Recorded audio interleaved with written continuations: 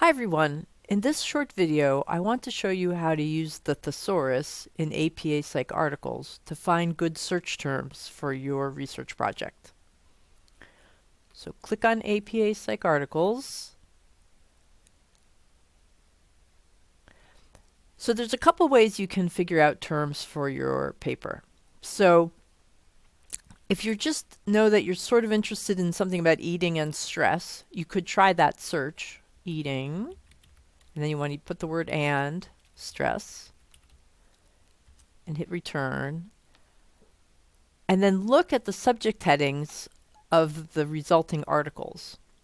So if this article looked good to you, you want to look down here at the subject headings, and they're hiding some, so click on that so you can see them all. So eating behavior is a good subject term. Emotional eating is a good subject term. So looking down here is a way to find some search terms that are official terms for this database.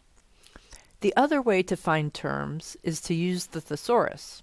And the way to get to that is to go to Advanced Search and then click on Subjects. And when you click in this box and search, you're searching the thesaurus, not the database.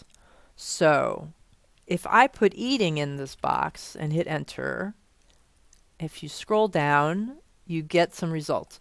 So eating is not a good term. They're saying use eating behavior. So that's the official term. And when there's a link like this, there's more information underneath. So if you click on it, you're going to get more things. So there's eating behavior, and then a broader term is behavior, which is probably not so helpful. And then they have narrower terms. So there's binge eating, emotional eating, food refusal. So you might decide, oh, we're actually interested in one of these more narrow situations. Or if you keep going, they also have related terms. So appetite, eating attitudes, eating disorders, food intake. So you might find that some of these terms better describe what your project is going to be. And then you should search with these terms instead. So once you have your terms, you could either use these boxes to search, or you could go back to basic search, which is what I'm going to do. And I'm going to put in stress and emotional eating.